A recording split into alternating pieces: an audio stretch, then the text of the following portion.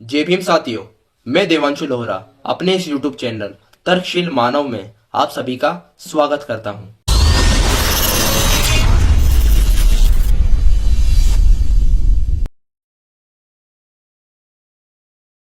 WhatsApp university के माध्यम से सोशल मीडिया पर आजकल कुछ मनुवादी लोग इस चीज को प्रमाणित करने में लगे हुए हैं। जिस प्रकार बेटा अपने बाप को बचाता है, उसी प्रकार ये भक्त भी अपने ग्रंथों को बचाने के लिए अजीब अजीब तर्क देते हैं।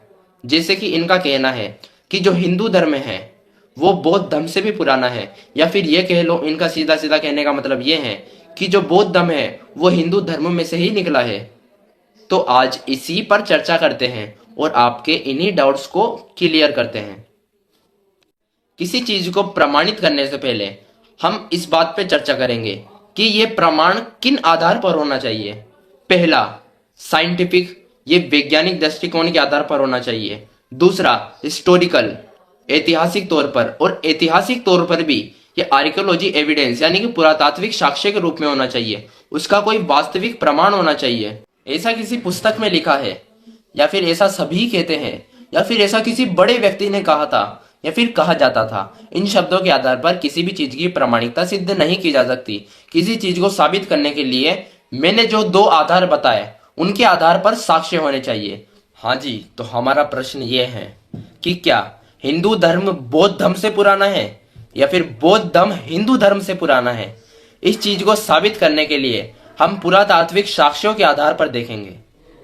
तो आज तक 23 करोड़ साल पुराने डायनासोर के अवशेष भी खुदाई में मिल चुके हैं।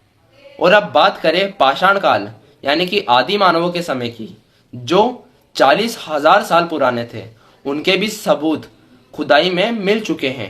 और अब बात करें सिंधु घाटी सभ्यता की, जो कि प्राचीन सभ्यताओं में से एक है, जो 2700 ईसा पूर्व थी, यानी कि लगभग 4300 साल पुरानी, उसके भी अवशेष खुदाई में मिल चुके हैं।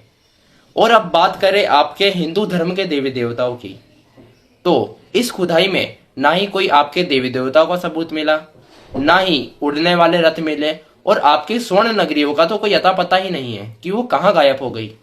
कोई सच उगले या ना उगले, लेकिन धरती जरूर सच उगल देती है। आज भी खुदाई में गौतम बुद्ध एवं बौद्ध धर्म से संबंधित प्रतिमा ही निकलती है। यहाँ तक कि अयोध्या में राम मंदिर के निर्माण के समय में भी उस स्थान पर गौतम बुद्ध की प्रतिमाएं निकली थी। हाँ, ये बात अलग है कि अब तक आपके पास ये न्यूज़ नहीं पहुंच पाई है, या फिर ऐसा कह लीजिए कि उन्होंने पूरी कोशिश की है कि ये न्यूज़ आप तक ना पहुंच सके।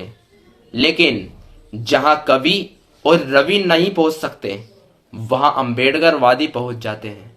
इतना ही नहीं, मैंने जिस सिंधु घाटी सभ्यता की अभी बात की, वो सिंधु घाटी सभ्यता भी शुद्ध रूप से एक बौद्ध सभ्यता थी। इसके प्रमाण के लिए सिंधु घाटी सभ्यता में ही मोहनजोदड़ो नामक स्थान पर मिला ये स्तूप, जो कि शुद्ध रूप से बौद्ध स्तूप है।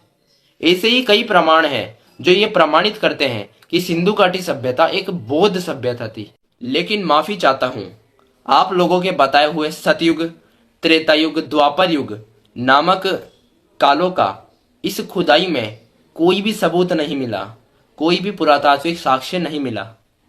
तो आप लोग ये किस आधार पर कहते हैं कि हिंदू धर्म बौद्ध धर्म से पुराना है? अगर हम हिंदू धर्म के धार्मिक ग्रंथों की ओर देखते हैं, तो उसी में से एक प्रसिद्ध ग्रंथ है जिसका नाम है श्रीमद् वाल्मीकि रामायण।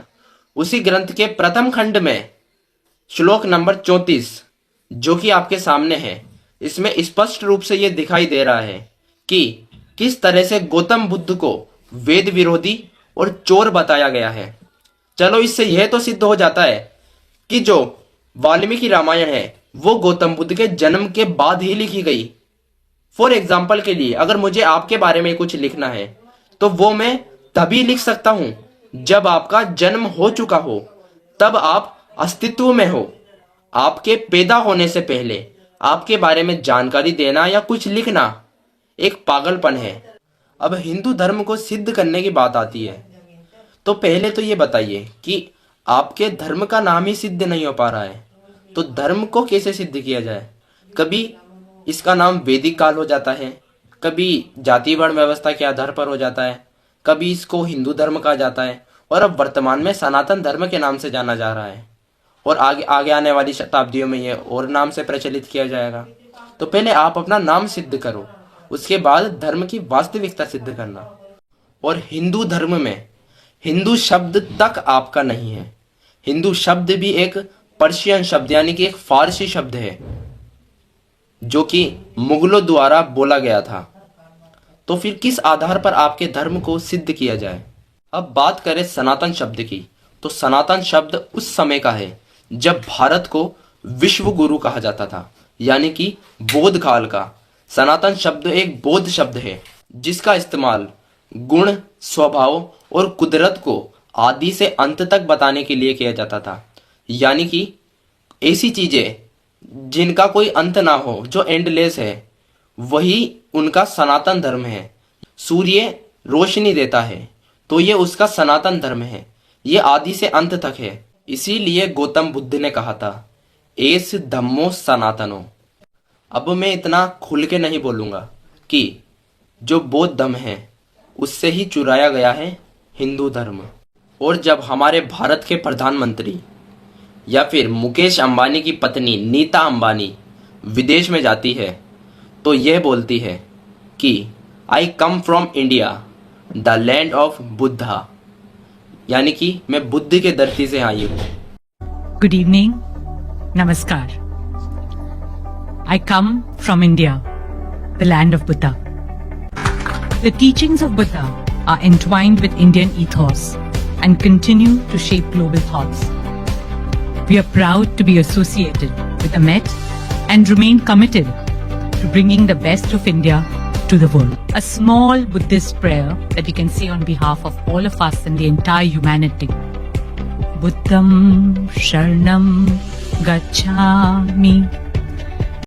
ये क्यों नहीं कहा जाता कि मैं राम की धरती से आई हूँ? ये क्यों नहीं कहा जाता कि मैं हिंदू धर्म की धरती से आई हूँ? क्योंकि इनका अस्तित्व केवल कल्पना में है। तो आज की इस वीडियो को यहीं समाप्त करते हैं। मिलेंगे अगली वीडियो में अगली जानकारी के साथ। तब तक के लिए आप सभी को जय भीम, जय संविधान, इंकलाब जिंदाबाद, बहुजन एकता जिंदाबाद, नमो बुद्धाय।